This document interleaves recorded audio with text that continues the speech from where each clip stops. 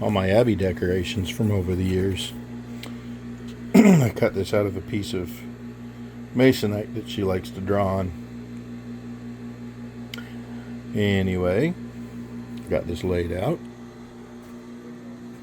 Got a lot of extra there.